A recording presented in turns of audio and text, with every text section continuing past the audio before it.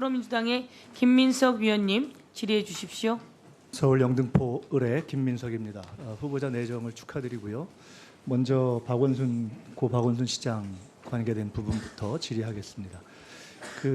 인사청문회가 후보자의 자질과 능력을 검증하는 자리이기 때문에 이 사안이 본질적으로 맞는가 하는 의문이 있을 수 있지만은 국민적으로 투명하고 철저하게 진상을 알았으면 하는 그러한 요구가 있는 것이 사실이고, 또 본안이 지금 말씀하신 대로 공소권 없음으로의 법적 한계가 있지만 관련돼서 지금 뭐 방조 또는 유출 등등에 대해서 관련된 또 수사가 진행되고 있기 때문에 일단 청장 후보자의 인식 자체가 그냥 공소권 없음이라는 것 때문에 종래 유사 사건처럼 소극적으로 마무리하는 것이 아니라 철저하게 진상규명 국민의 눈높이에 맞춰서 해야 한다라는 점에 대해서 저는 인식이 굉장히 중요하다고 봅니다. 아마 경찰도 그래서 수사 TF를 확대하고 그런 것으로 알고 있는데 대략 그렇습니까? 그런 필요성에 공감하십니까? 예, 저도 진상조사 필요성에 대해서는 깊이 인정하고 공감하지만 경찰은 특히 수사는 엄격하게 법의 규정에 따라서 이루어져야 되기 때문에 저희들은 법 한도 내에서 최대한 노력을 하도록 하겠습니다. 본안이 공소권 없음이기 때문에 그에 관련한 법적인 한계에 대해서는 충분히 알고 있고요. 그러나 아마 국민들이 이렇게 생각하실 겁니다. 이게 한계가 있지만은 저희가 이제 하나하나 짚어볼 텐데 이 관련된 것들의 내용을 잘 이렇게 정리하고 또 연관된 사건 수사에 대한 것들을 적극적이고 성실하게 한다면 어느 정도는 진실을 우리가 아는데 참고가 되지 않을까 하는 생각을 할 것이라고 보기 때문에 적극적인 입장을 말씀드리고요. 사실 저도 굉장히 충격적이고 혼란에 빠진 상황이긴 한데 어떤 입장에서 이번 사안을 바라볼까 하다가 이 부분은 한번 좀 같이 공유할 필요가 있을 것 같습니다. 2017년 대법원 판결의 일부를 인용해 보면 성희롱 등등에 관한 겁니다. 피해자가 처해 있는 특별한 사정을 충분히 고려하지 않은 채 피해자 진술을 가볍게 배척하는 것은 정의와 형평의 이념에 입각해서 논리와 경험의 법칙에 따른 증거 판단이라고 볼 수 없다. 아마 이것이 이제 우리의 사회적 합의의 발전 수준 아닌가 보고, 동시에 지금 공소권 없음으로 더 이상 수사를 진행할 수 없는 상황이기 때문에 굉장히 철저하고 합리적 검증의 자세를 동시에 견지해야 되겠다는 생각으로 저도 이 문제를 이제 상식의 눈으로 보려고 하는데, 우선 첫째는 본안이 공소권이 없다라고 처분하는 건 지금 뭐 사실상 다른 방법이 없는 거 아닙니까? 아까 뭐 질의가 있었지만 그 전에 다른 뭐 진상규명을 요구해서 재수사를 했던 경우에도 고소 또는 뭐 피고발 또는 가해자라고 해당되는 그쪽 당사자가 존재하지 않을 경우에는 수사의 방법도 실익도 없기 때문에 그건 뭐 더 이상 그냥 불가능한 거죠. 예, 저희들이 조사를 했는데 예외 없이 공소권 없음으로 처리를 그러니까 사법 절차로 진상을 가릴 기회는 없다는 건데, 그래서 그러면 국민적 입장에서는 이런 의문이 생길 수 있습니다. 그러면 저희들이 이 진실에 가까이 갈 수 있는 방법들이 최대한 간다면 고소를 제기한 당사자의 입장 또는 이번에 제기된 연관 사건들에 대한 수사 등등을 맞춰보는 걸 텐데, 공소권 없음으로 정리가 되면 제기된 고소장이나 증거 같은 것들은 공개가 됩니까? 아니면 그냥 끝나는 겁니까? 어떻게 됩니까? 예, 수사와 관련된 사안은 공개할 수 없는 걸로 알고 있습니다.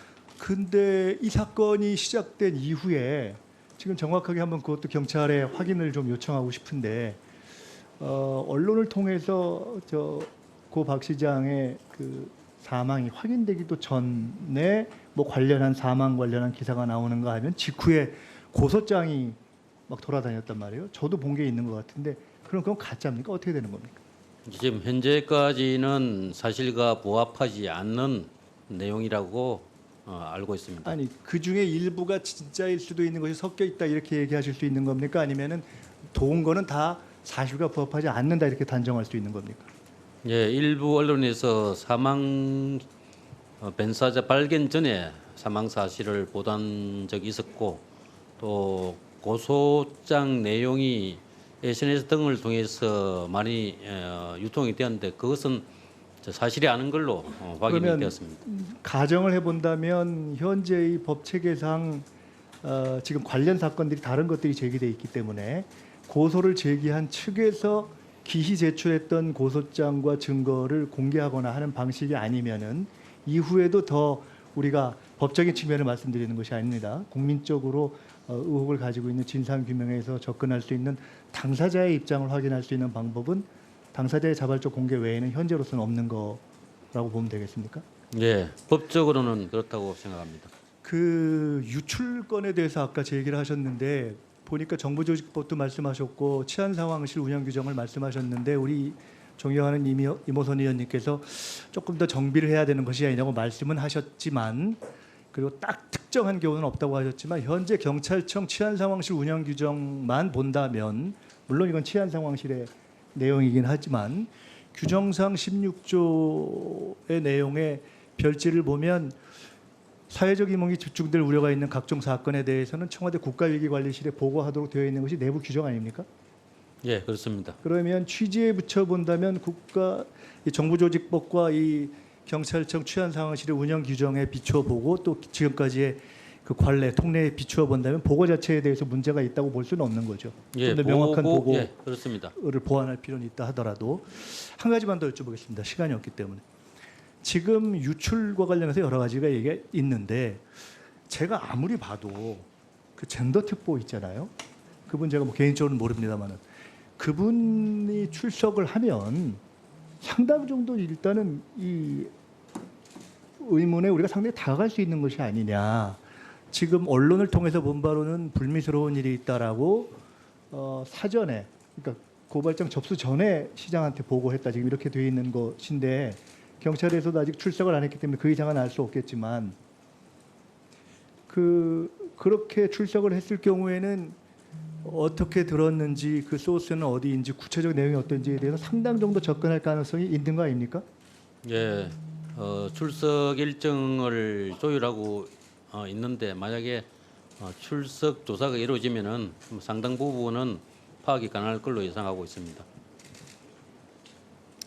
예, 김민석 위원님 수고하셨습니다.